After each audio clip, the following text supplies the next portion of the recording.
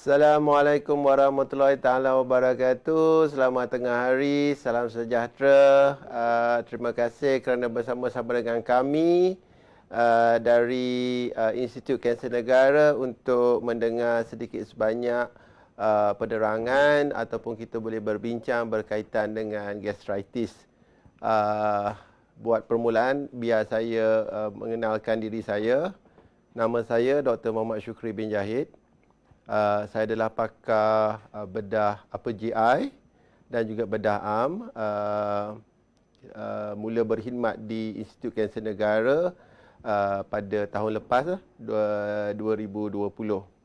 Sebelum ini saya berkhidmat di Hospital Sungai Buloh. Okey. Untuk tidak memanjangkan masa, kita boleh mulakan perbincangan kita berkaitan dengan gastritis. Bersama kami warga Institut Kanser Negara, dan ruangan ini kami berikan peluang untuk beberapa tajuk yang sangat sesuai untuk dibincangkan dengan masyarakat umum. Dan tajuk yang kami bawa pada minggu ini atau tengah hari ini adalah berkaitan dengan gastritis atau gastrik, dan saya rasa ramai di luar sana pernah mendapat isu gastrik atau gastritis, dan anda mungkin mahu tahu lebih lanjut berkenaan dengan perawatan gastrik atau gastritis ini. Sebelum itu, biar saya mengenalkan dulu diri saya. Nama saya Dr. Muhammad Syukri bin Jahid. Saya adalah pakar bedah upper GI dan bedah am.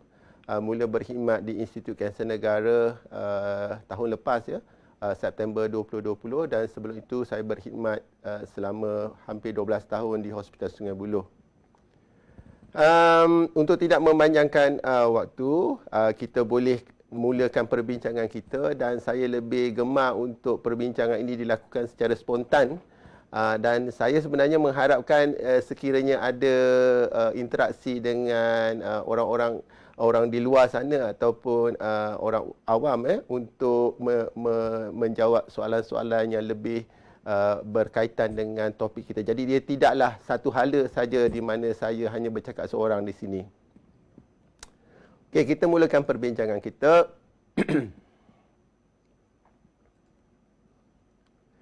Gastritis. Apakah itu gastritis?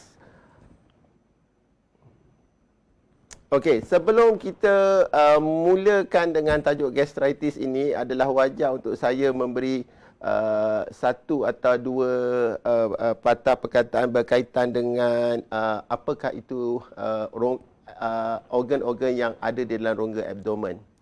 Jika anda lihat gambar rajah ini, okey, ini adalah organ yang terletak di dalam rongga abdomen. Okey. Rongga abdomen ini adalah rongga di mana ianya disempadani oleh tulang rusuk kita di bahagian atas. Jika anda lihat sini, ya. Sini ada tulang rusuk sebelah kanan, tulang rusuk sebelah kiri. Dan jika anda lihat organ yang pertama di sini yang besar, agak besar dan berwarna coklat, berbentuk tiga segi ini adalah hati kita. Hati kita terletak di sebelah kanan dan ia mengenjur ke sebelah kiri. Okey. Dan rongga abdomen ini akan terus turun menemui bahagian pusat dan hingga ke bahagian ari-ari di bawah sini. Okey. So, apa sahaja organ yang berada di dalam rongga abdomen ini kita panggil organ-organ intraperitoneal. Dan jika anda lihat di sini, ya, seperti mana yang telah kita sebutkan tadi, di sebelah kanan atas hati. Dan hati ini kadang-kadang jika ia membengkak disebabkan oleh penyakit-penyakit yang tertentu, maka ia mungkin menguasai lebih daripada kawasan yang biasanya ia terletak. Dan jika kita lihat di sebelah kiri hati, ya, ini adalah perut kita. Maka di sinilah isunya di mana kebanyakan orang awam ataupun masyarakat kita lebih mudah mengatakan bahawa ini adalah perut. Okey. Abdomen ini secara keseluruhannya adalah perut. Itu adalah satu salah anggap atau salah tanggap. Okey. Maka sekiranya jika kita pergi berjumpa dengan doktor atau mengambil rawatan disebabkan kesakitan di bahagian mana-mana bahagian di bahagian abdomen, tetapi kita beritahu pada doktor, doktor, saya sakit perut. Jadi doktor fikir anda betul-betul mempunyai masalah di bahagian perut, sedangkan sakit anda mungkin terletak di bahagian-bahagian lain rongga abdomen. Okey.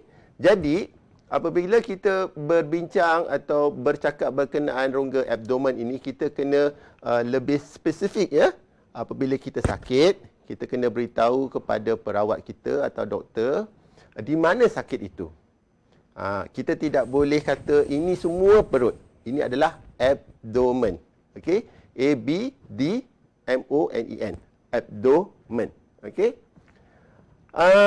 Jika kita lihat di belakang perut, okey, agak di kawasan tengah juga, di sini adalah organ pankreas. Organ pankreas ini adalah penting untuk mengeluarkan insulin. Insulin inilah yang membantu penyerapan gula apabila makanan itu telah dihadamkan dan menjadi gula sebagai sumber tenaga. Di kelenjar pankreas ini juga di mana enzim-enzim terhasil untuk memastikan penghadaman makanan-makanan yang kita ambil, dan daripada penghadaman tersebut zat-zat makanan ini boleh diserap ke dalam usus dan seterusnya dibawa ke dalam sistem pencernaan yang lain. Di hujung sebelah kiri atas, jika anda lihat di sini, ini adalah kita punya spleen ataupun limpa. Okey, limpa ini sangat penting bergantung kepada umur kita. Ia adalah sangat penting untuk sistem imunisasi. Daripada perut, sistem pencernaan kita akan dia akan terus ke bahagian kanan kembali. Perut bermula daripada sebelah kiri atas, ia akan terus ke bahagian kanan, dan di sini kita akan dapati bahagian usus kecil yang pertama. Kita panggil duodenum. D-U-O-D-E-N-U-M. Okey? Di sini jika anda dapat lihat di dalam slide saya ini, okey, ini adalah duodenum. Okey. Usus kecil yang pertama ini seterusnya akan berpintal-pintal di dalam rongga abdomen. Usus kita adalah sepanjang 3 meter hingga 5 meter. Begitu panjang, hampir 20 kaki, dan anda bayangkan 20 kaki usus ini boleh dimuatkan di dalam satu rongga yang amat kecil. Okey. Dan ini hanyalah ilustrasi, jadi sebenarnya dia lebih panjang. Jika anda lihat dalam gambar ini nampak macam pendek ya. Dan daripada usus kecil ini dia akan pergi akhirnya ke usus besar. Usus besar bermula di sebelah kanan bawah. Okey, jika anda boleh pegang di bahagian bawah abdomen anda akan rasa pertama kalinya tulang. Kita panggil tulang pinggul ini ya. Di situlah sebenarnya di mana usus besar bermula. Okey, dan usus besar ini akan naik ke atas, kembali ke bahagian atas di bawah hati. Dia akan melintas ke bahagian kiri.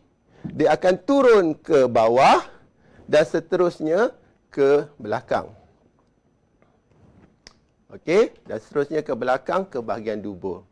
Dan di usus besar inilah di mana setelah zat-zat makanan diserap di usus kecil, di usus besar ini hampas daripada makanan yang kita ambil itu akan diserap sebahagian daripada airnya, dan kemudiannya hampas-hampas daripada makanan yang kita makan itu akan dijadikan najis untuk dikumbahkan, dikeluarlah. Okey. Jadi sekarang anda mesti faham, okey, ini bukan perut. Okey, jika anda nampak apa yang saya cuba tunjuk di sini ya, ini bukan perut. Okey, perut kita terletak di bahagian atas di sebelah kiri.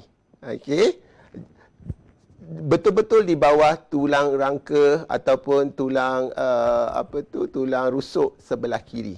Okey, dan kemudian dia akan terus ke sebelah kanan, okey, untuk menjadi usus kecil.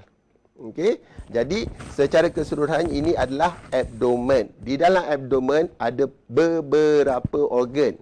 Maka dengan itu, jika kita mengalami sebarang gangguan ataupun rasa yang tidak selesa di bahagian abdomen, kita perlu tunjuk kepada doktor bahagian abdomen mana yang mempunyai masalah. Dan kita jangan katakan ini sakit perut.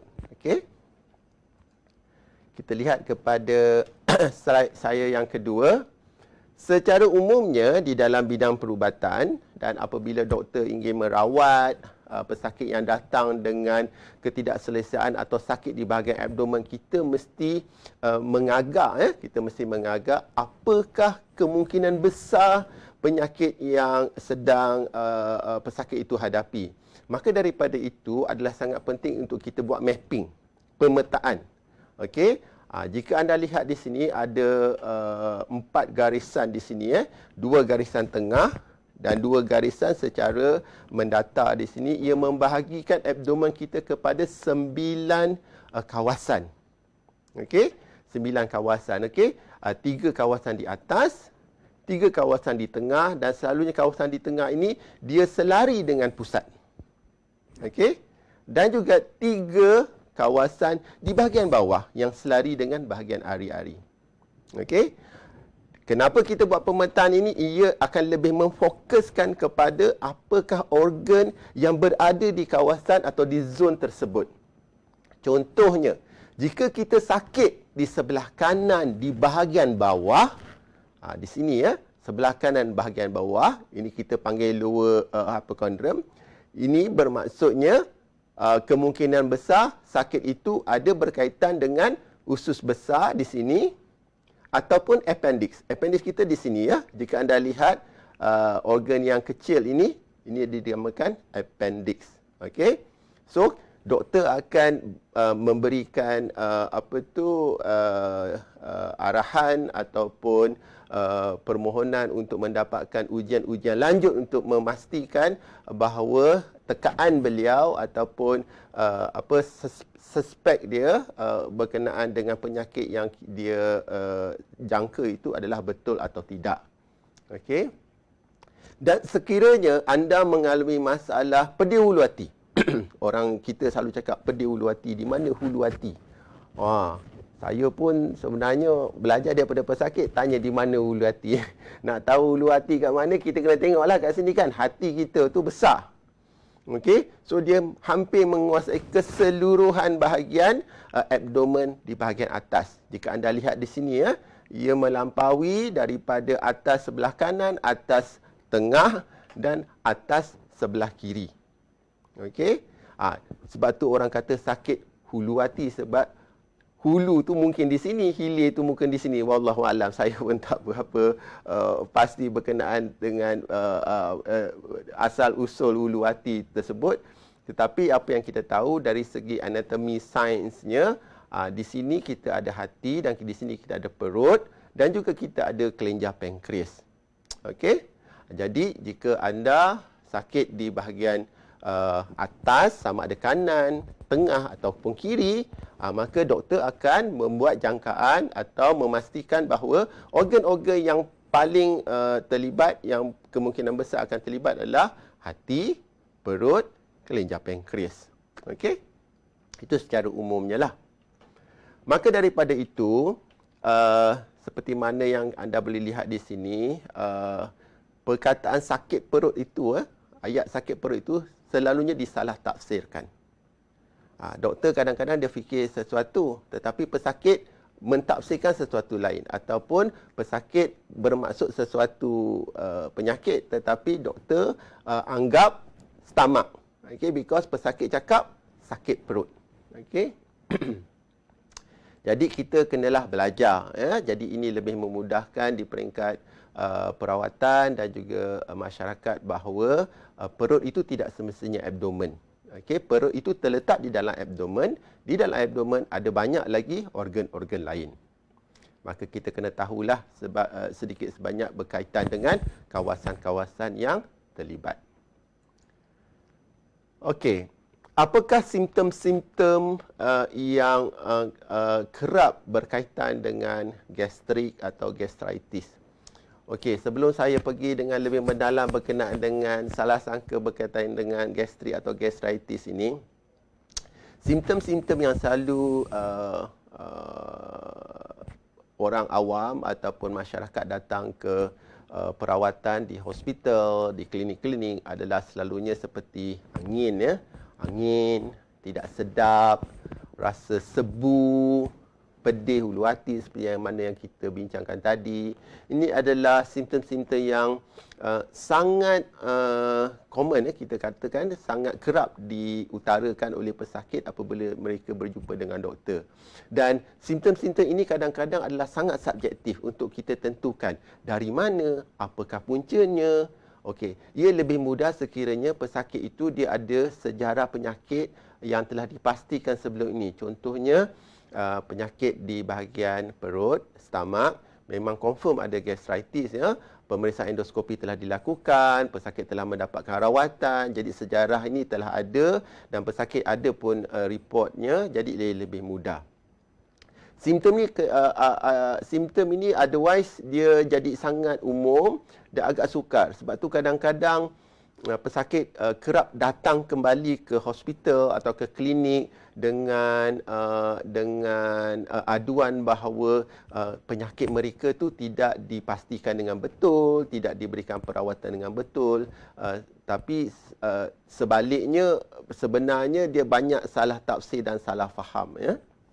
Maka daripada itu, saya ingin menarik perhatian saudara dan saudari sekalian, masyarakat awam di luar sana, bahawa janganlah kita gunakan lagi perkataan gastrik. Okey, saya ada gastrik, doktor. Bila doktor tanya, kamu sakit apa? Saya ada gastrik. Gastriknya jika kita tafsirkan secara ringkas dalam bahasa Inggeris bermaksud perut. So maksudnya kalau doktor tanya, apa masalah anda? Saya ada perut. Jadi dia tidak kena. Okey. Jadi anda kena beritahu kepada doktor, doktor, saya ada masalah di bahagian abdomen atas, di bahagian abdomen tengah. Saya ada masalah ketidakselesaan di bahagian abdomen kiri bawah.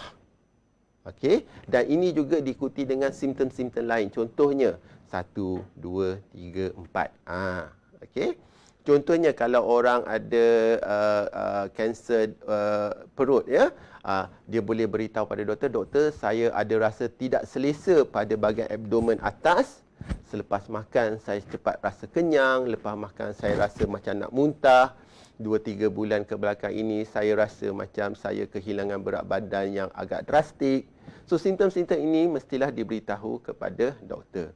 Jadi apabila kita kembali kepada senario yang agak kerap berlaku di kalangan masyarakat Malaysia, kita menggunakan terminologi gastrik itu untuk segala jenis ketidakselesaan ataupun penyakit yang kita alami di rongga abdomen ini. Inilah yang menyebabkan kenapa sesetengah penyakit itu lambat didiagnos.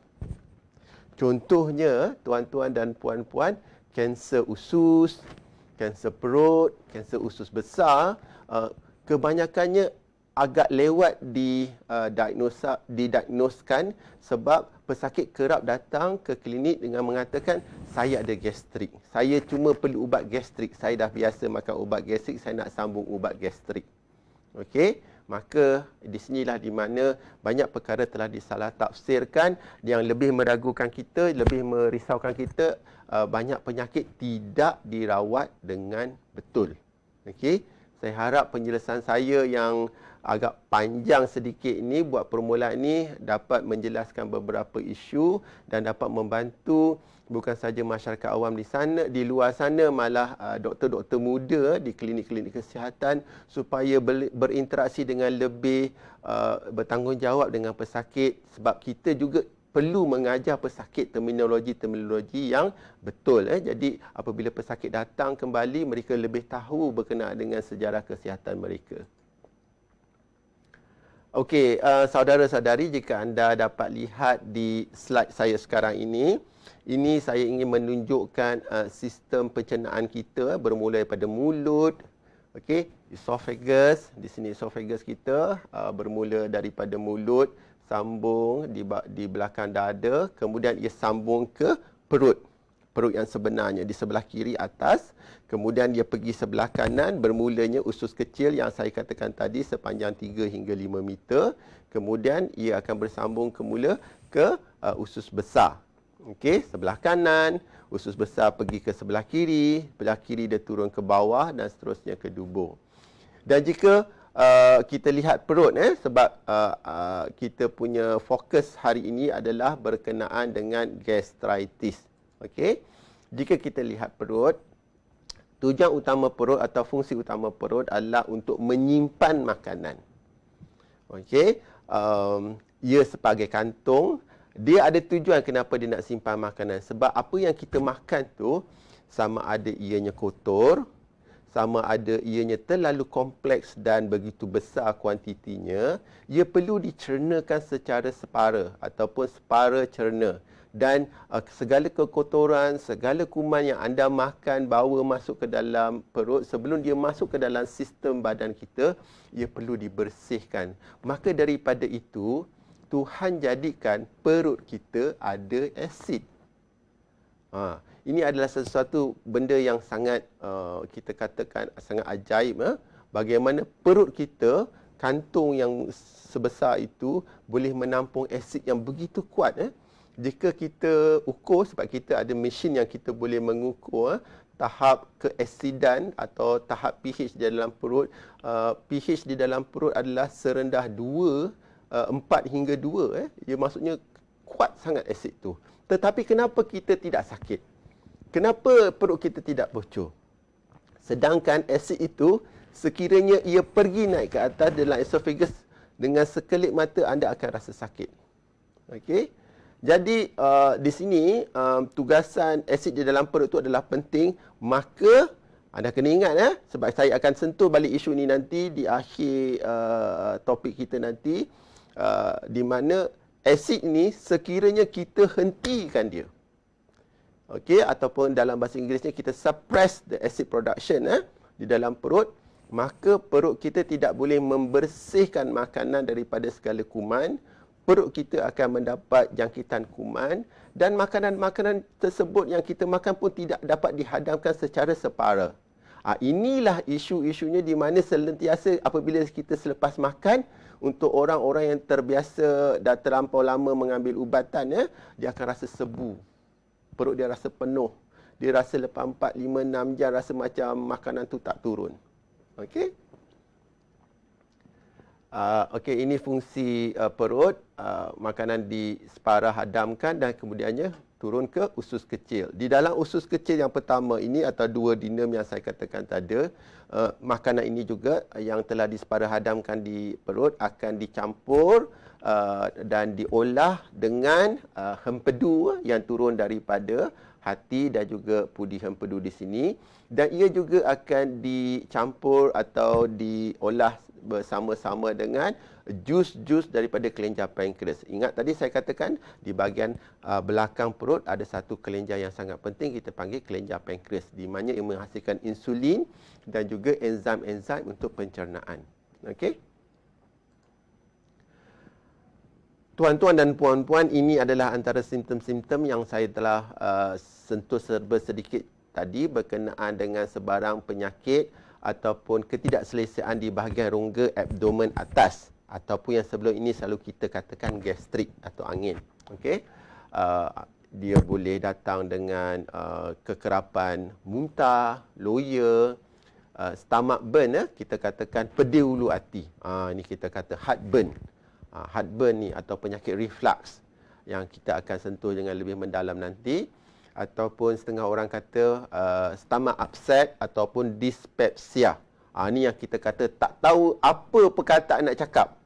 Sakit tidak, memulas tidak, dirasa macam sebu pun ia, macam angin pun ia. Kita setengah orang cakap sooh seeh dan sebagainya, makan banyak sangat baring sooh aja macam tu Kadang-kadang juga apabila ada simptom-simptom yang lebih menakutkan, apabila tiba-tiba simptom-simptom yang tadi yang telah tersebutkan tu selepas beberapa bulan, tiba-tiba pesakit hilang selera makan. hilang selera makan, ada muntah darah, ataupun apabila anda buang air besar, najis anda berwarna hitam sehitam rambut. Ini menunjukkan ada pendarahan. Okay, ada pendarahan di sepanjang usus pencernaan, dan sekiranya sakit yang awal tadi di bahagian atas abdomen, kemungkinan besar perut anda ada masalah, sama ada masalah kanser ataupun masalah ulcer yang bukan kanser. Okey. So simptom-simptom ini adalah macam saya cakapkan daripada awal tadi, dia sangat subjektif. Sebab tu apabila anda berjumpa dengan doktor, anda mesti pastikan dengan satu jari yang tunjuk di mana sebenarnya sakit tersebut. Okey, sebab saya kerap sekali saya didatangi oleh pesakit, doktor, saya ada gastrik. So saya seperti biasalah, praktis saya selalu tanya pesakit, tunjuk saya dengan satu jari, dekat mana gastrik awak tu. So dia tunjuk, kat bawah tu. Kalau kat bawah tu bukan gastrik lah.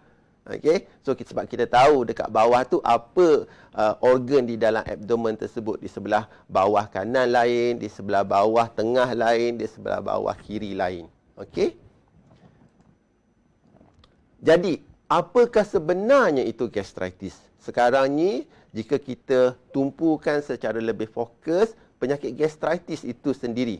Okey, sekiranya anda mempunyai sebarang simptom yang kita sebutkan tadi, rasa sebu, sakit, pedih hulu hati di bahagian abdomen tengah. Okey. Gastritis ini adalah keradangan lapisan dalam perut. Okey. Gastritis itu adalah inflammation of the stomach tissue, stomach mucosa. Okey, keradangan di dalam lapisan dalam perut. Di sini jika anda boleh lihat, ini lapisan dalam perut. Okey, selalunya ia boleh disebabkan oleh jangkitan kuman yang dipanggil oleh kita Helicobacter pylori. Dan jangkitan kuman Helicobacter pylori ini jika tidak dirawat, ia boleh mengakibatkan ulcer di dalam perut, ia boleh menyebabkan keradangan yang lebih kronik, ia boleh menyebabkan kanser jika ia dibiarkan bertahun-tahun. Dan jangkitan Helicobacter pylori ini dia mudah berjangkit, ya. Dia mudah berjangkit dengan bila anda duduk berdekat-dekat, terutama sekali di kawasan rumah ataupun kejiranan yang agak padat, ya. Dia boleh ditransfer daripada seorang ke seseorang, ya. Perkara-perkara yang lain yang kerap dikaitkan dengan keradangan lapisan dalam perut ni atau gastritis adalah sekiranya anda ada mengambil minuman keras secara kerap, anda ada mengambil apa kita panggil ini, smoking ataupun merokok secara kerap ataupun secara eksesif, terutama sekali dalam keadaan-keadaan stres. Kita tahu ada ramai orang yang dalam keadaan stres, memang mereka merokok, memang mereka mengambil minuman keras atau alkohol, kita panggil social drinker. Tetapi kenapa mereka tidak ada gastritis? Sebab di dalam keadaan tersebut perut mereka sihat. Tetapi apabila kita stres, kadang-kadang kita tahu stres faktor dalam hidup ni macam-macam. Stres tak boleh kerja, stres kena retrench kerja, sekarang especially sekarang dalam keadaan COVID kan, dengan stres yang sebegini, ditambah pula dengan excessive smoking ataupun excessive drinking, perut anda akan menerima keradangan yang acute. Okey. Satu lagi saya ingin menarik perhatian anda, gastritis ini boleh juga disebabkan dengan penggunaan ubat tahan sakit, NSAIDs. NSAIDs ni non-steroidal anti-inflammatory drugs, ataupun kita katakan dengan lebih mudahnya ubat tahan sakit. Okey, yang selalu orang cakap tu Ponstan lah, Brufen lah. Okey, sekarang ni masyarakat dia dah lebih canggih. Bila kita cakap Ponstan, bukan Ponstan doktor, saya ambil Celebrex, lagi canggih. Okey. So ini adalah antara 4 perkara yang kerap di kalangan masyarakat kita yang boleh menyebabkan keradangan acute atau keradangan acute inflammation pada lapisan dalam perut. Maka dengan itu, simptom seperti yang kita katakan tadi, sakit, rasa sebu, rasa macam ada angin, rasa macam heartburn, akan datang apabila keadaan ini tidak diubati. Kadang-kadang keradangan ini dia boleh sembuh secara spontan, secara sendirinya. Sekiranya faktor yang menyebabkan ianya dihentikan. Of course, kalau pesakit itu mendapat Helicobacter pylori, sekiranya kita tidak rawat Helicobacter pylori itu, jangkitan tersebut akan kekal. Tetapi contohnya jika pesakit itu dia memang social drinker dan dia sebab stres dia minum lebih banyak, sebab stres dia smoking lebih banyak, tetapi dia berhenti. Ataupun dia punya stress factor itu dah tak ada. So dia berhenti smoking ataupun berhenti minum minuman keras, maka inflamasi di dalam lapisan dalam perut itu pun akan sembuh secara spontaneousnya. Okey?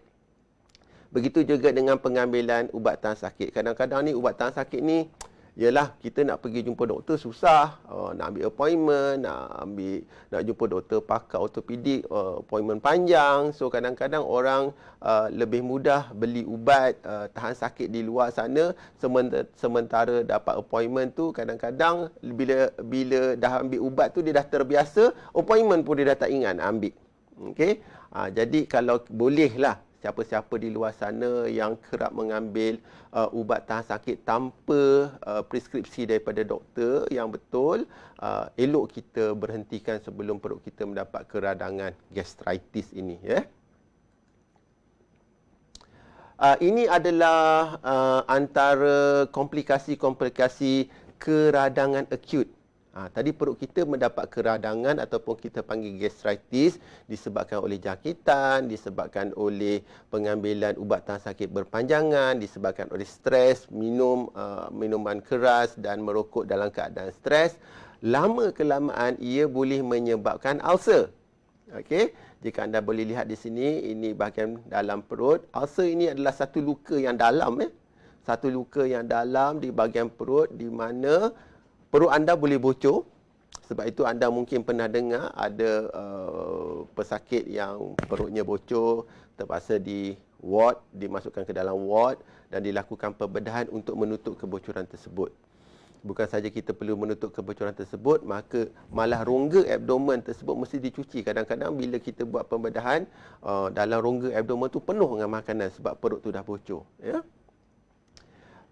Risiko peptic ulcer ini juga dia boleh berdarah. Okey, anda juga mungkin pernah dengar, terutama sekali pada golongan mereka yang berisiko tinggi, golongan mereka yang umur 70 tahun ke atas. Mereka kadang-kadang masuk ke dalam hospital disebabkan pendarahan daripada ulcer di dalam perut. Dia punya asasnya mungkin sebelum itu dia ada gastritis, keradangan di dalam perut. Sebab apa? Mungkin ambil ubat tahan sakit begitu lama, mungkin ada jangkitan, tetapi tidak dirawat dengan betul, lama-lama ia jadi ulcer. Bila jadi ulcer, salah satu komplikasinya pendarahan. Okey. Komplikasi yang ketiga daripada peptic ulcer ataupun ulcer di dalam perut ini adalah sakit yang berterusan. Ini berlaku apabila ulcer ni dia tidak bocor, macam saya cakap tadi. Dan juga ia tidak berdarah. Dia tidak bocor, dia tidak berdarah. Dia sembuh, dia nak sembuh, dia ulcer balik. Dia nak sembuh, dia ulcer balik. Lama-lama dia jadi chronic ulcer. Kita panggil ulcer yang kronik. Ulcer yang kronik ini, jika anda ingat tadi saya kata di belakang perut kita, kita ada kelenjar pankreas kan. Ulcer yang kronik ini dia duduk di atas pankreas tu dan dia mencengkam pankreas anda. Ini boleh menyebabkan sakit yang begitu kronik dan kadang-kadang bila dia datang boleh berguling-guling. Okey, jadi keadaan inilah yang menyebabkan kadang-kadang pesakit kita pergi mengambil rawatan sebab sakit tak tahan sangat. Okey. Ini tadi saya katakan tadi ada beberapa jenis gastritis. Penyebab dia ada macam-macam. Apabila kita merawat, kita boleh kategorikan secara umumnya sama ada ini gastritis akut. Okey, akut itu baru berlakulah dalam 1 hari hingga ke 14 hari. Gastritis kronik itu adalah keradangan yang pernah berlaku sebelum ini tetapi dia berlarutan. Bukan saja dia berlarutan, dia dah ada komplikasi. Ingat tadi saya katakan dia boleh ada ulcer, dia boleh pecah, dia boleh menyebabkan penyakit sakit yang berterusan dan kerap berlaku. Dan yang ketiga adalah kita panggil atrophic gastritis. Apakah ini atrophic gastritis? Gastritis macam anda tahu tadi, keradangan pada lapisan dalam perut. Atrophic ni dia mati. Lapisan dalam usus dalam perut tersebut dah mati, dia dah tak ada lapisan. Jadi apabila dia tak ada lapisan, fungsi-fungsi perut tidak boleh dijalankan dengan baik. Ingat lagi tadi apa fungsi perut? Fungsi perut sebagai kantung untuk menyimpan makanan selama 4 hingga 6 jam, di mana ia perlu dispara, hadamkan oleh asid di dalam perut. Jadi apabila lapisan dalam perut kita dah mati, dia dah tak ada lapisan, maka fungsi-fungsi ini tidak boleh berlaku. Asid sudah tidak ada. Jadi apabila asid sudah tidak ada, secara logiknya lah kita boleh fikir kan, makanan tidak boleh dihadamkan. 4 hingga 6 jam perut kita masih penuh dengan makanan. Sepatutnya 4 hingga 6 jam makanan kita dah turun ke dalam usus kecil. Okey, tapi ini tidak. Perut kita masih penuh dengan makanan. Sebab tu kita kata, saya lepas makan doktor rasa sebu, rasa penuh aja. Ataupun dah makan pagi tadi, nak makan tengah hari macam masih penuh lagi. Takut dia tidak hadam sebab lapisan tu sudah mati. Jadi asid tu tidak ada. Okey, begitu juga apabila lapisan di dalam perut telah mati, bila asid tidak ada, asid tidak boleh memainkan peranan yang utama, iaitu untuk membunuh kuman. Jadi kuman-kuman lain yang ada di dalam perut ini akan membiak. Ia menyebabkan perut tersebut jadi lebih radang. Ini kita katakan acute on chronic gastritis. Sebenarnya tuan-tuan dan puan-puan mungkin tidak begitu baik untuk saya cakap di sini, tetapi sebenarnya perut kita ni macam tong sampah. Okey, boleh kita bayangkan apabila kita buang makanan pada waktu malam, waktu paginya lepas 4 hingga 6 jam di waktu pagi, bila anda buka tong sampah tersebut dengan bau dia, dengan makanan-makanan yang telah basi. Begitu dari dalam perut kita. Maka dengan itu asid dalam perut adalah penting. Ya. Okey, salah satu penyakit yang selain daripada gastritis, saya dah sentuh tadi berkenaan dengan gastritis. Jadi sekarang ni anda tidak perlu lagi risau ataupun confused lah berkenaan dengan gastritis. Jadi apabila doktor kata anda ada gastritis, maksudnya anda ada keradangan di dalam lapisan dalam perut. Apa penyebab dia? Kita kena fikir balik lah. Okey, sebab kadang-kadang kita jumpa doktor, kita cakap sakit je, kita tak cakap apa benda kita buat dekat rumah. Okey, ambil ubat tahan sakit terlampau banyak ke, stres dengan merokok ke, ya. Dan selalunya kalau ada jangkitan, selalunya doktor akan bagi ubatan untuk merawat jangkitan Helicobacter pylori tersebutlah. Jadi perkara yang kedua ataupun penyakit yang kedua yang sentiasa menyerang bahagian atas abdomen ataupun organ perut itu sendiri adalah masalah reflux.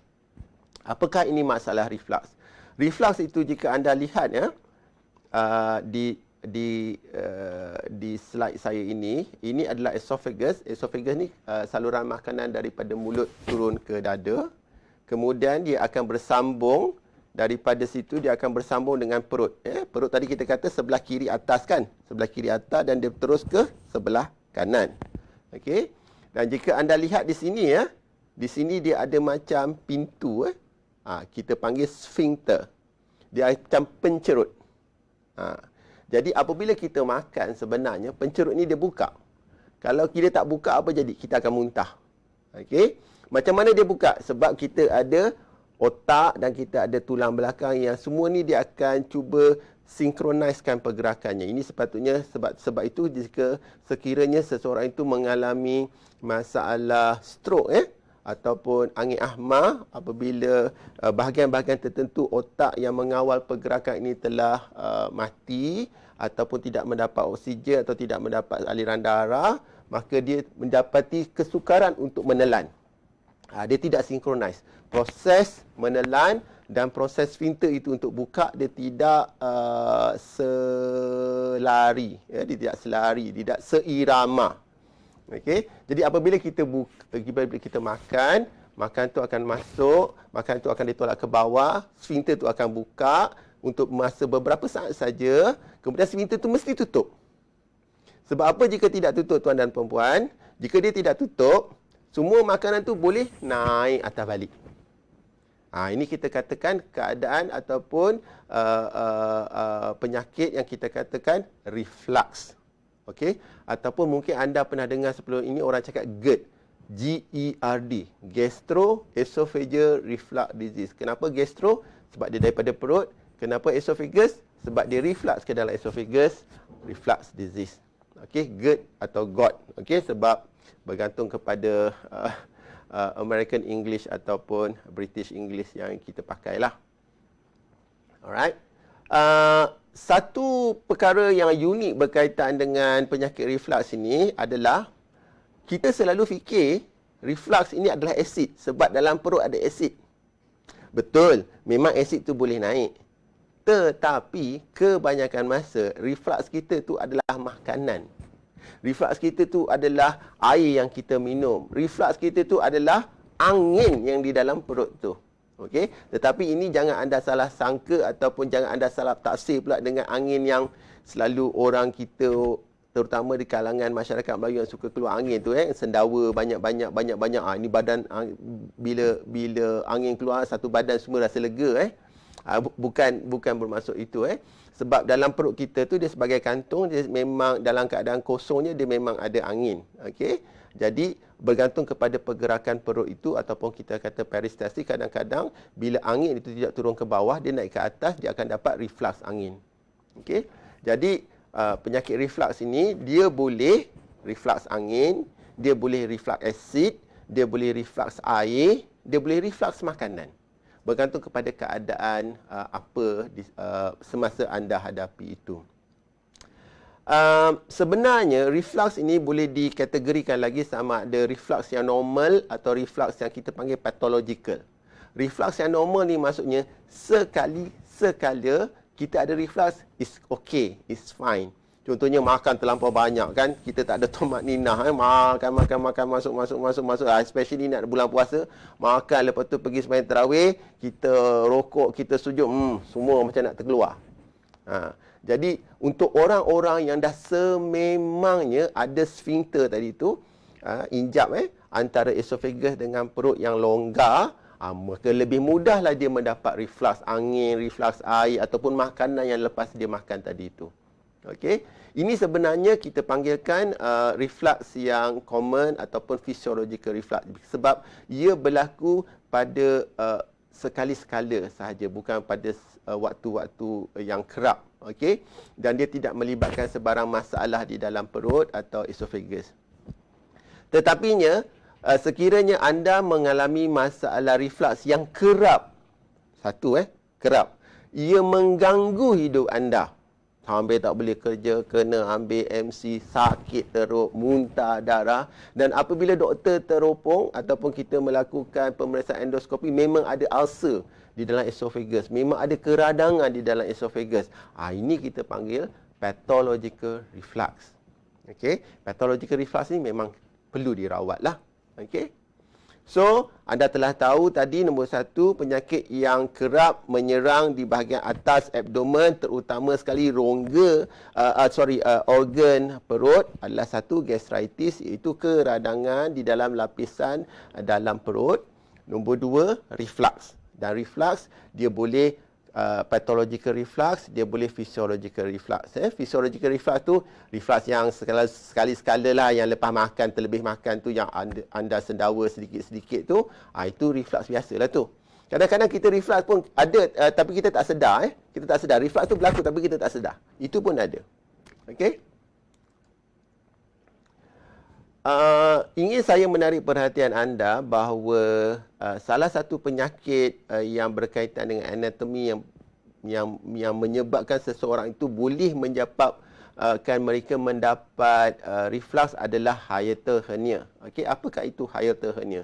Jika anda lihat di sini di sebelah kiri atau sebelah kanan anda, diagram ini, jika anda lihat di sini, ini adalah esophagus kita, dia akan sambung dengan perut, di bahagian perut. Di sini tadi kita katakan ada injap.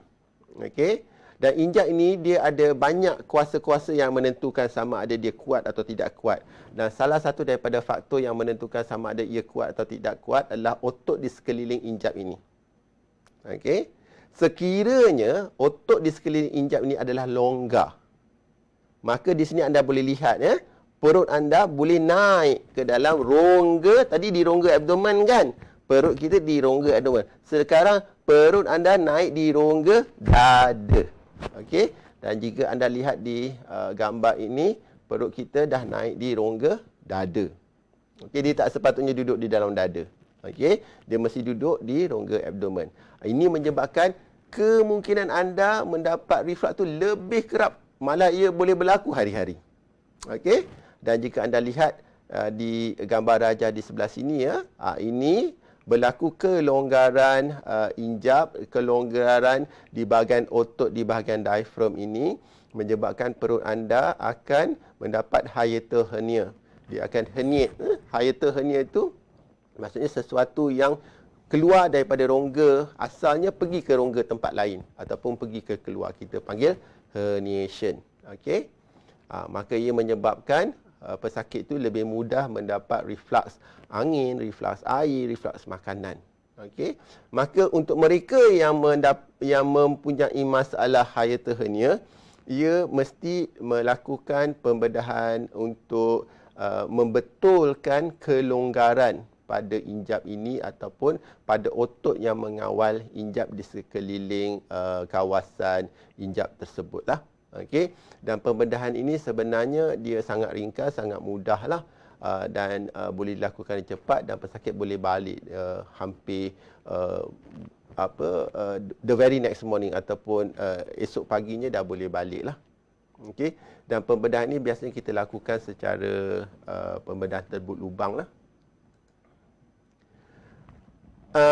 Tuan-tuan dan puan-puan, tadi kita dah tahu kita ada penyakit yang kerap menyerang bahagian perut adalah gastritis, keradangan itu sendiri. Penyakit yang berkaitan dengan reflux, hiatal hernia adalah satu faktor yang menyebabkan reflux. Okey, jika ada hiatal hernia, jika anda ada reflux dan ada hiatal hernia, anda perlu lakukan pembedahan. Ini saya cuma ingin memberikan beberapa contoh bahawa ini esophagus kita, ini organ perut kita. Ini usus yang pertama, duodenum tadi. Ada banyak saraf yang mengawal perut kita. Sama ada dia menguncup, dia mengembang, dia melakukan penghadaman. Dan semasa dia melakukan penghadaman, adakah esophagus ini dia tutup, injap atas tutup. Kena ingat juga, di bawah sini pun ada juga injap. So, dia ada injap antara esophagus dengan perut. Dia ada juga injap antara perut dengan usus kecil. Jadi masa dia melakukan penghadaman tu, injap-injap ni dia kena tutup. Kalau tidak, dia hadam sikit, asyik keluar. Atas keluar, bawah keluar. Jadi itu menyebabkan kadang-kadang tidak selesa sebab makanan itu belum cukup sempurna untuk diturunkan ke bawah. Dan lebih-lebih lagi, dia tidak boleh naik ke atas. Okey. Apabila saya bercakap berkenaan dengan saraf yang mengawal ini tadi, maka secara logiknya lah untuk mereka-mereka yang mengalami masalah saraf, terutama mereka yang mengalami masalah kronik, penyakit darah tinggi yang kronik, penyakit kencing manis yang kronik, mereka-mereka yang telah mengalami serangan angin ahma, mereka-mereka yang mengalami masalah-masalah saraf yang lain, contohnya macam demensia, mereka yang mempunyai penyakit Alzheimer, Parkinsonism, segala penyakit yang berkaitan dengan saraf, ataupun mereka yang pernah mengalami kecederaan trauma kepada bahagian otak, di mana sarafnya mungkin melibatkan saraf yang menghubungi bahagian perut, maka dengan itu pergerakan perut, penghadaman perut, penutupan dan pembukaan injap-injap di antara perut dengan esophagus atau perut dengan duodenum akan terganggu. Maka dengan itu tadi ada kemungkinan besar untuk pesakit mengalami reflux lebih tinggi, kemungkinan besar untuk pesakit mengalami keadaan sebu atau perut rasa penuh dengan angin lebih tinggi. Okey. Jadi dia bukan sahaja berkaitan dengan masalah keradangan, tapi ia juga boleh disebabkan oleh masalah-masalah saraf. Okey. Kita pergi sekarang kepada perawatan yang biasa kita lakukan untuk pesakit-pesakit yang mengalami ketidakselesaan di bahagian atas abdomen, di bahagian atas abdomen ataupun masalah yang kita suspek berkaitan dengan perut. Seperti biasa, mungkin ramai di luar sana telah tahu, kita mesti lakukan pemeriksaan endoskopi. Pemeriksaan endoskopi ini biasanya mudah, cepat. Ianya sebenarnya selesa sebab anda akan diberikan ubat tidur. Kita tidak melakukan pemeriksaan endoskopi apabila pesakit itu secara sedar, kecuali pesakit dengan secara sukarelanya kata dia tidak mahu ubat tidur. Dan semasa kita lakukan pemeriksaan endoskopi ini, kita boleh lakukan secara keadaan lebih terperinci. Kita boleh periksa saluran makanan atasnya ataupun kita panggil esophagus, setiap inci lapisannya, dan apabila kita masuk di dalam rongga di dalam perut, kita boleh lakukan pemeriksaan secara terperinci setiap inci bahagian perut, di bahagian atas, bawah, depan dan belakang. Nah, kadang-kadang di sinilah juga kita ambil kesempatan untuk melakukan ujian menentukan sama ada pesakit mendapat jangkitan Helicobacter pylori, di mana sedikit cebisan perut itu akan kita ambil atau kita ambil biopsi untuk kita lakukan test kit untuk menentukan sama ada jangkitan Helicobacter pylori atau tidak. Kadang-kadang ada bahagian-bahagian tertentu di bahagian perut yang mendapat keradangan kronik macam saya cakap tadi, chronic gastritis ataupun keradangan yang mati, atrophic gastritis. Atrophic gastritis dan gastritis kronik ini perlu diambil biopsi. Perlu diambil spesimen sampel daripada lapisan tersebut untuk menentukan bahawa keradangan ini tidak membawa ke satu masalah ke arah pembentukan kanser. Okey, ingat tadi saya katakan daripada awal, sekiranya pesakit itu mendapat atrophic gastritis yang mana lapisan dalam perutnya dah mati, lama kelamaan ia boleh membawa kepada kanser di dalam perut. Maka sekiranya pemeriksaan di dalam pemeriksaan endoskopi, doktor mensyaki bahawa pesakit itu ada atrophic gastritis, maka pemeriksaan biopsi harus dilakukan. Sampel-sampel akan diambil di bahagian-bahagian perut yang tertentu untuk memastikan sama ada betulkah tekaan doktor ini bahawa pesakit ini mendapat atrophic gastritis atau tidak. Ini satu lagi ujian yang mungkin tidak sebegitu mudah kita dapat seperti mana endoskopi, tetapi ia hanya boleh diperolehi di hospital-hospital tertentu atau di kepakaran-kepakaran tertentu. Ini kita panggil ujian 24 jam untuk menentukan tahap pH atau keasidan di dalam perut atau di dalam esophagus, dan juga kita juga boleh tahu sama ada perut dan esophagus itu boleh bergerak secara seirama, tadi kita kata seirama, synchronize, dan sama ada pesakit itu betul ke dia ada reflux. Kadang-kadang, doktor saya ada reflux. Macam mana kamu boleh tahu ada reflux? Doktor, sebelum ni saya jumpa doktor A kata saya ada reflux. Saya jumpa doktor B pun saya kata ada reflux. Saya dah makan ubat reflux bertahun-tahun. Ini masalahnya apabila pesakit makan ubat bertahun-tahun. Jadi kita nak memastikan betul atau tidak pesakit telah mendapat masalah reflux. Sebab pada satu masa yang tertentu, ubat yang kita ambil untuk merawat sebarang keradangan ataupun reflux di dalam perut mesti dihentikan. Saya akan sentuh berkenaan dengan perkara ini di akhir perbincangan saya nanti. Okey? Ujian ini melibatkan memasukkan satu tube yang kecil je, mungkin sebesar wire ini. Okey, jika anda dapat lihat sebesar wire ini, dia mungkin tidak selesa sikit, tidak macam pemeriksaan endoskopi tadi kita lakukan secara tidur. Ini kita kena lakukan secara sedar. Kita masukkan wire ni tadi. Wire ni dia special, dia ada sensor. Dia ada macam-macam sensor. Dia ada sensor pergerakan dan juga ada sensor pH. Dia akan masuk melalui hidung dan terus ke dalam perut. Okey, dan jika anda lihat gambar ini, tak nampak pun wayar ni keluar daripada hidung orang ni kan. Dia akan sambung ke satu mesin di sini. Mesin ni mahal Mesin ni kecil je macam radio transistor, tapi dia mahal. Di dalam mesin ini dia akan rekodkan perubahan-perubahan yang berlaku di dalam esophagus anda dan perubahan-perubahan yang berlaku di dalam perut anda, sama ada perubahan pH ataupun perubahan pergerakan yang tidak seirama tadi itu. Dan akhirnya selepas 24 jam tube ini akan dikeluarkan. Mesin ini akan diambil dia punya chipnya dan kita akan masuk ke dalam komputer dan kita akan lakukan analisa. Di situlah kita akan duduk, kita akan tengok analisa kita selama 24 jam. Dan pesakit akan diberikan arahan sebelum itu, ya, sekiranya sakit. Apa yang pakcik rasa atau apa yang anda rasa? Saya biasa rasa pedih, saya biasa rasa sebu. Masa anda rasa pedih atau masa sebu tu, anda kena tekan. Dia ada button, di sini ada banyak button ni. Pada mesin ni ada banyak button, kita kena tekanlah. Button mana yang kita rasa sesuai untuk sakit, untuk sebu dan sebagainya.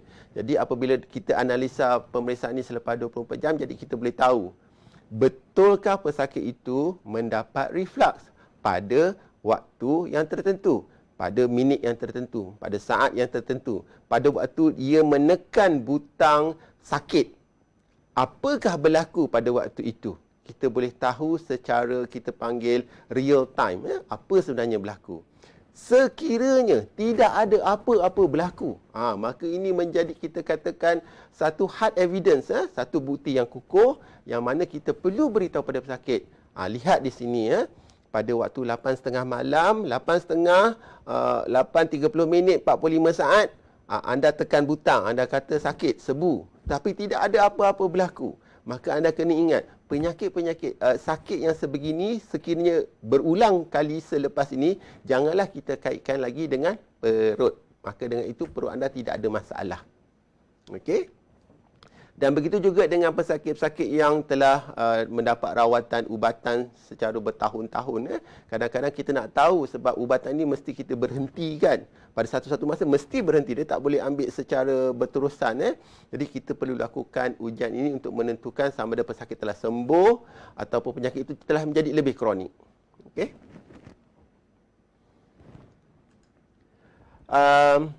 Ujian ini adalah sedikit kompleks, kita panggil ujian manometri.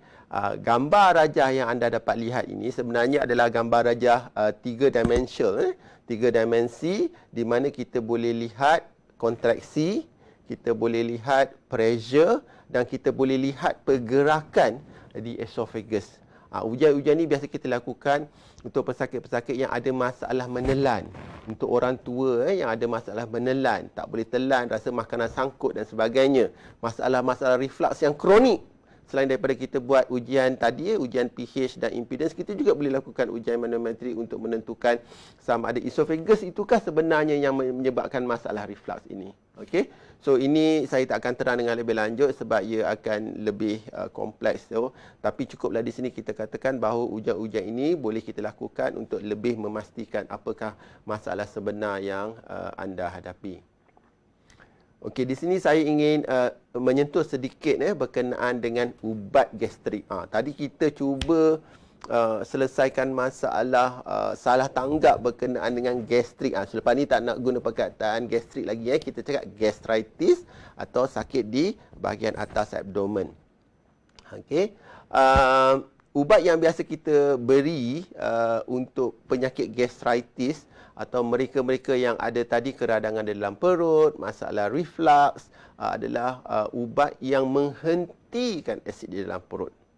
Okey, jika anda lihat senarai di sini yang kita ada, semua yang berakhir dengan zol ini adalah ubat-ubat yang menghentikan asid di dalam perut.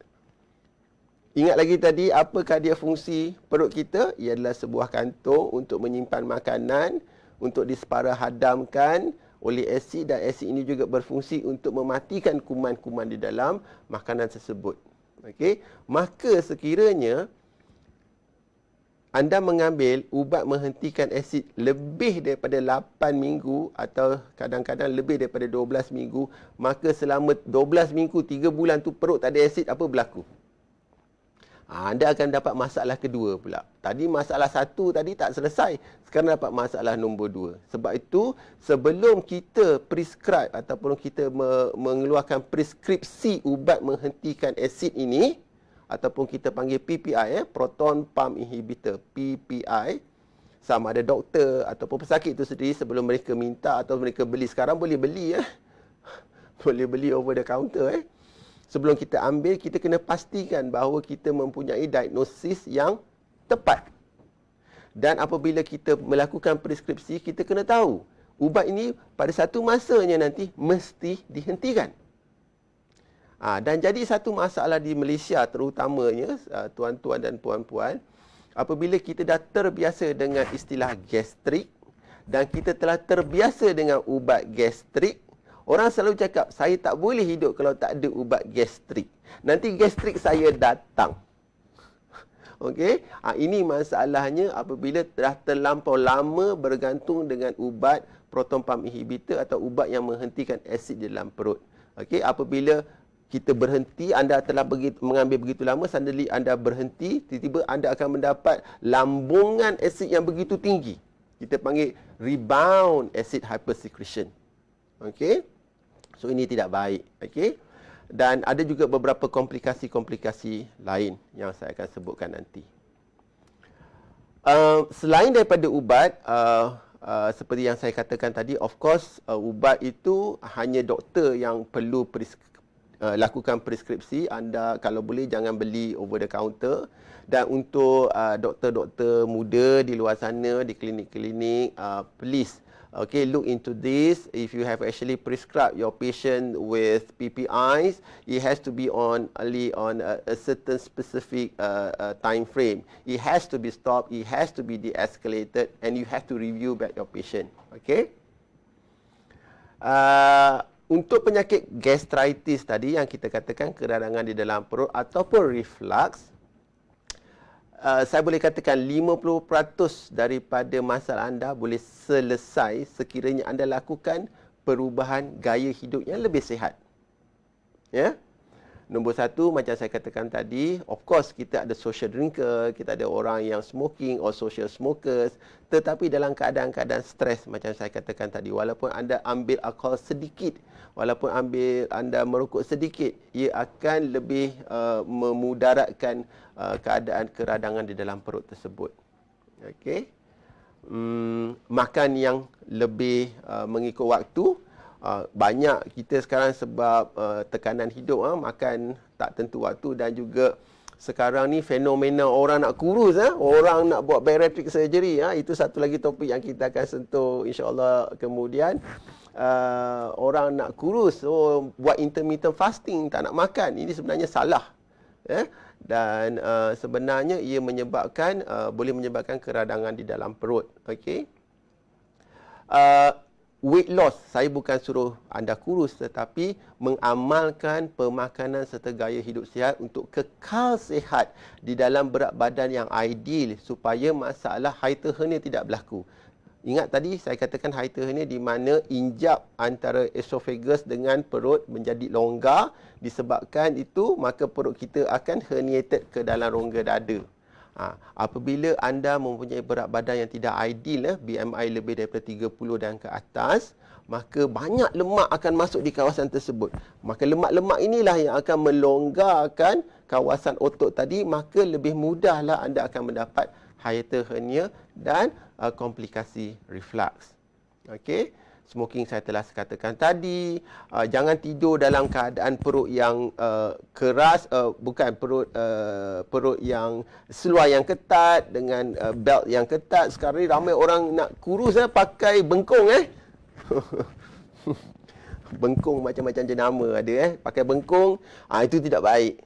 Okey, itu tidak perlu dan itu akan menyebabkan masalah reflux, masalah lain Dan jangan tidur selepas anda mengambil makanan yang berat. Okey, maka dengan itu anda mesti lakukan timing. Sekiranya anda ingin tidur pukul 10 malam, last makan ataupun heavy meal mestilah sekurang-kurangnya 4 jam sebelum waktu tidur anda. Untuk pengetahuan umum, saya paparkan di sini satu panduan mudah untuk doktor pun ya, untuk masyarakat umum pun ya, terutama sekali pada mereka yang telah mengambil ubat menghentikan asid tadi atau kita panggilkan proton pump inhibitor atau PPI. Okey, jika anda boleh turut serta bersama saya di sini. Sekiranya kita tidak ada indikasi kenapa kita perlu ambil ubat tersebut, kita mesti berhenti serta-merta ubat tersebut. Okey. Sekiranya kita rasa kita dulu ada doktor prescribe tapi tak tahu sebab apa, sekarang masih ambil, dah lebih daripada 3 bulan, 12 minggu atau 2 bulan, 8 hingga 12 minggu dah lebih, kita mesti kurangkan dos tersebut, jumpa balik doktor atau doktor kena review balik. Should you continue or should you lower or you should just stop altogether the medication. Sekiranya anda memang telah didiagnose mendapat gastritis, okey, melalui pemeriksaan endoskopi dengan biopsi sampel tisu daripada lapisan dalam perut telah confirm anda ada gastritis, maka anda dirawat dengan proton pump inhibitor atau PPI, maka kita kena tengok sama ada ia telah cukup waktu 4 hingga 8 minggu. 8 minggu pun selalunya dia dah begitu lama dah begitu lama kecuali kalau ada ulcer. Okey, mesti kita kurangkan dosnya dan eventually kita kena stop. Okey. Untuk mereka-mereka yang sepatutnya mengambil ubatan tersebut, okey. Contohnya di sini peptic ulcer, yang ada ulcer tadi yang saya katakan salah satu komplikasi daripada keradangan tersebut ataupun jangkitan Helicobacter pylori sehingga mereka mendapat luka. Okey, yang boleh berdarah, yang boleh pecah, yang boleh sakit tadi tu. Paling lama mereka perlu mendapat preskripsi PPI inilah hingga 3 bulan. Selepas 3 bulan memang kita kena sama ada lower the dose, kita review balik, kita lakukan kembali pemeriksaan endoskopi, kita periksa balik simptom pesakit dan keadaan pesakit, dan sebolehnya kita mesti berhenti. Okey. Simptom-simptom lain yang telah selesai, dah tidak ada lagi penyakit tersebut, mesti kita berhentikan. Okey. Ada kalanya pesakit-pesakit tu mesti mendapat ubat PPI yang secara berpanjangan. Kadang-kadang orang kata, saya ambil ubat sakit jantung ni, doktor kata kalau saya ambil ubat sakit jantung ni nanti saya senang dapat ulcer, so saya kena ambil PPI ni seumur hidup lah. Di sinilah secara ringkasnya panduan bagaimana perlu kita ambil. Sekiranya kita ada masalah severe esophagitis ataupun masalah reflux, reflux yang teruk, Barrett esophagus ni salah satu daripada masalah reflux juga. Pesakit-pesakit yang pernah mendapat luka di bahagian perut tadi disebabkan ulcer, ataupun pesakit-pesakit yang mungkin pengguna ubat tahan sakit yang berpanjangan, contohnya orang tua yang ada sakit lutut, orang atlet yang ada kecederaan lutut, kecederaan tulang yang terpaksa bergantung kepada ubat tahan sakit. Maka mereka-mereka ini boleh mengambil ubat menahan atau mengurangkan asid dalam perut, tetapi tidak boleh berpanjangan. Jika sekiranya perlu berpanjangan, kita mesti ada waktu-waktu tertentu di mana kita mesti berhentikan dia sebentar, kita tukar dengan ubat lain dan kita sambung balik. Dan apabila kita sambung balik, kita mesti beri dengan dos yang lebih rendah. Okey. Kerana pengambilan ubat PPI, ubat yang menghentikan asid secara berpanjangan, ini lebih daripada 6 bulan, setahun. Mungkin anda di luar sana pernah atau mungkin sedang mengambil ubat lebih daripada 1 tahun. Sebab ia boleh menyebabkan anda kekurangan vitamin B12, penyerapan magnesium yang kurang, penyerapan iron yang kurang. Ini juga boleh menyebabkan komplikasi-komplikasi pada tulang yang rapuh, osteoporosis, pada buah pinggang juga. Okay, pada buah pinggang. Untuk mereka yang mengambil ubat mencairkan darah, clopidogrel, ada beberapa research telah mengatakan sekiranya anda mengambil PPI yang berterusan bersama dengan clopidogrel, maka efikasi ubat mencairkan darah tersebut mungkin akan kurang. Maka dengan itu risiko anda mendapat darah tersumbat dan risiko mendapat serangan jantung itu jadi lebih tinggi. Jadi selalunya biasanya anda kena mengikut nasihat doktor anda. Apakah ialah risiko yang lebih tinggi? Risiko mendapat ulcer ataupun risiko mendapat serangan sakit jantung? Sekiranya risiko mendapat ulcer itu lebih tinggi, maka anda harus mengambil ubat menahan asid ini berterusan. Maka ubat mencairkan darah mesti ditambah ataupun ditinggikan dosnya atau ditambah satu lagi jenis yang lain. Okey, ini perlulah dibincang bersama-sama dengan doktor anda. Okey. Dan seperti mana yang saya katakan tadi, sekiranya asid dalam perut tu dalam keadaan yang berpanjangan, dihentikan asidnya, maka tidak ada asid, maka kuman akan membiak, kuman yang tidak biasa di dalam perut. Maka ini akan menyebabkan anda berkemungkinan besar dalam jatuh jangka masa yang lama boleh mendapat kanser di dalam perut. Okey. Dan juga penggunaan PPI ataupun acid suppression therapy atau proton pump inhibitor secara berpanjangan ini boleh menyebabkan anda terdedah kepada risiko jangkitan di dalam usus, kita panggil Clostridium infection. Okey, ataupun community acquired pneumonia. Okey, masalah jangkitan paru-paru di masyarakat ataupun masalah jangkitan usus, okey, yang selalunya di kalangan orang-orang yang telah berusia, yang ada banyak penyakit-penyakit.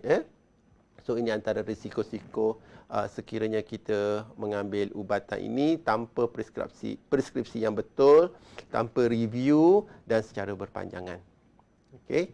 Jadi sebelum saya rasa ini slide saya yang terakhir. Sebelum saya sudahi saya punya forum ataupun kita punya diskusi hari ini, ada beberapa soalan dan saya dapat daripada viewers. Puasa dah dekat, macam mana orang gastrik nak puasa? Ni masih lagi guna perkataan gastrik ni. Saya mula-mula kita kena tanya pada diri kita atau kita kena tanya doktor. Apakah sebenarnya diagnosa kita? Apakah yang anda maksudkan dengan gastrik tadi? Benarkah anda mendapat keradangan dalam perut? Sekiranya anda mendapat keradangan dalam perut, sebenarnya puasa tu ia lebih melatih perut anda supaya makan mengikut masa dan merehatkan perut anda. Dan sepatutnya ia lebih baik. Tetapi sekiranya anda mendapat masalah peptic ulcer disease, peptic ulcer disease yang saya cakapkan tadi, keradangan yang menyebabkan luka ataupun keradangan yang menyebabkan atrophic gastritis, maka anda akan kerap mendapat kita panggil hunger pain. Bila lapar sakit, bila lapar sakit, bila lapar sakit. Maka dengan itu, sama anda boleh berpuasa atau tidak, anda haruslah berbincang dengan doktor. Apakah keadaan radang di dalam perut anda itu, apakah keadaannya sekarang? Apakah situasinya? Dia bertambah baik, bertambah buruk, masa sama ada anda boleh berpuasa atau tidak. Sebab pernyataan seperti begini sangat umum. Ia sangat umum. Dan seperti yang saya jelaskan tadi, tidak ada penyakit atau fenomena gastrik. Gastrik itu sekiranya kita translate dalam bahasa Melayu, maksudnya perut. Adakah saya ada perut? Adakah saya boleh berpuasa sekiranya saya ada perut? Okey? Kita kena didik masyarakat kita sekarang. Kita haruslah berinteraksi dan dengan cara yang betul, menggunakan terminologi ataupun perkataan perubatan yang betul supaya ia tidak disalah tafsirkan. Okey? Soalan yang kedua, orang kata makan nangka, labu akan jadi berangin. Gastrik. Gastrik lagi. Apa ni? Betul atau hanya mitos? Dia sebenarnya begini, macam saya telah katakan tadi, saya dah jangka perkataan angin ni mungkin sangat popular di kalangan viewers atau kalangan masyarakat kita. Mesti ada orang tanya pasal angin ni. Seperti yang saya katakan tadi, organ pencernaan kita daripada esophagus, perut, usus kecil dan usus besar, ia adalah rongga. Dia adalah rongga. Dia macam belon. Dia adalah rongga yang kosong. Sekiranya dia ada isi, dia ada najis, dia ada makanan yang dihadam, makanan separuh hadam, maka dia kosonglah, maka dia dipenuhilah. Tetapi sekiranya tidak ada apa-apa, maka dia akan ada angin. Maka rongga ini memang rongga kosong, rongga yang ada angin. Anda makan nangka ke, anda tak makan nangka ke, anda makan labu ke, tak makan labu ke, Memang angin tu ada kat situ. Masalah yang selalunya kita sinonimkan dengan angin ni adalah apabila anda sendawa. Maksudnya angin dari badan ni, daripada otak ni, daripada belakang, daripada kaki semua keluar ikut mulut ni. Kan? Saya rasa itu tanggapan orang kita, masyarakat kita. Tetapi sebenarnya tanggapan begitu adalah salah. Angin tidak keluar daripada otot. Angin tidak keluar daripada urat. Angin keluar daripada usus, ya. Okey, tetapi itu secara kita kata secara reflux ke atas. Sebenarnya dia mesti turun ke bawah sebab dia mengikut aliran peristalsis atau pergerakan usus. Ia sebenarnya memang ia adalah mitos, tidak ada sangkut paut dengan jenis makanan. Tetapi saya ada nak katakan di sini, sekiranya anda sangat tak selesa makan nangka, janganlah makan nangka. Carilah banyak lagi buah lain. Sekiranya anda kerap sendawa dengan makan labu, carilah makanan lain. Kenapa nak susahkan diri, kan? Okey. Jadi saya rasa itu sahaja dua soalan yang saya dapat setakat ini. Saya rasa saya boleh jawab lagi sekiranya ada soalan-soalan lain yang diajukan melalui laman rasmi Institut Kanser Negara. Kita akan cuba jawab melalui laman rasmi tersebut. Maka dengan itu saya sudahi penyampaian saya ataupun diskusi saya ini hari dengan wabillahi taufiq wa billahi taufiq. Wassalamualaikum warahmatullahi taala wabarakatuh. Sekian, terima kasih.